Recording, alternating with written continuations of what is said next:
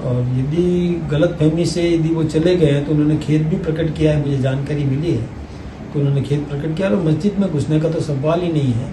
उन्होंने मुझे कहा कि मैं पीछे पीछे गया था वहाँ तक और सब कुछ वापस लौट करके भी आ गए। किसी को यदि इसके बावजूद भी और कोई ठेस पहुंची है तो उन्होंने खेद प्रकट किया है। जो पार्टी विधायक हैं और एफआईआर दर्ज होने की बात है, उनके खिलाफ एफआईआर दर्ज हुई है, एक माहौल बनाया जा रहा है कि बीजेपी राज में बीजेपी विधायकों और बीजेपी प्रतिनिधियों पर भी एफआईआर दर्ज हो रही है। कोई भी हो, यदि कानून का काम करेगा, चाहे बीजेपी हो या कांग्रेस हो या कोई भी राजनीतिक पार्टी हो, कानून में कोई हमारा हस्तक्षेप है भी नहीं। न्याय होगा और न्यायोचित कार्रवाई में कोई हम किसी भी प्रकार का हस्तक्षेप नहीं करते।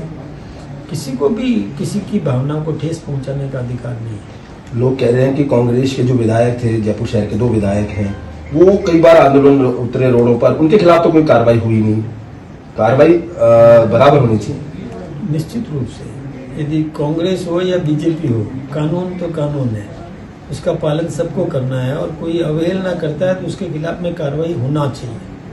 और मैं सोचता हूँ कि कार्रवाई की होगी, नहीं की है तो वो परिस्थितियाँ क्या रही उसका आंकलन करने के बाद ही मैं बता पाऊँगा। जनप्रतिनिधि अपनी मर्यादा से नहीं भटके, क्योंकि आप एक पार्टी के प्रदेश अध्यक्ष हैं, इस बारे में क्या? हमारा बिल्कुल स्पष्ट रूप से सभी को निर्देश भी है कि कहीं भी किसी भी प्रकार की धार्मिक आधार पर किसी को भड़काने का कृत्य कतई नहीं करे, समन्वय का काम करे, साथ में लेकर के चले। हाँ, कहीं भी किसी ने और दुर्भावना से काम किया है तो कानून के हिसाब से उनको दंडित करवाने का काम करे।